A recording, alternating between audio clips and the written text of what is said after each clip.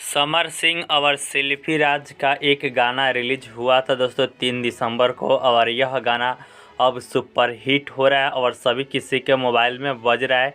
तो सोचा क्यों ना आप सभी दोस्तों को बताया जाए इस गाने के बारे में। ठीक है दोस्तों, मैं इस गाने के बारे में कंप्लीट जानकारी आप सभी दोस्तों को देने वाला हूं। जैसे कि इस गाने में जो एक्ट्रेस है उनका नाम क्या है, इस गाने को कौन से यूट्यूब चैनल पर रिलीज़ किया गया है, इस गाने के लेखक कौन है, इस गाने में म्यूज़िक किनका है, कैसे आप सभी दोस्त इस गाने का वीडियो सॉन्ग सुन पाएंगे।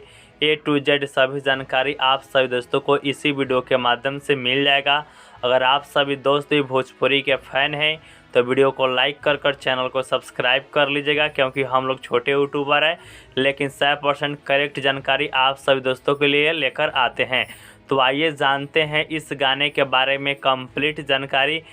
इस गाने का नाम है कांपो तानी हो। ठीक है दोस्तों, तो आइए जानते हैं इस गाने के बारे में कंप्लीट डिटेल्स दोस्तों। ठीक है, सॉन्ग का नाम है कांपो तानी हो। सिंगर है समर सिंह और सेल्फी राज। जो एक्ट्रेस है समर सिंह के साथ उनका नाम है प्रतीक्षा ठाकुर जी।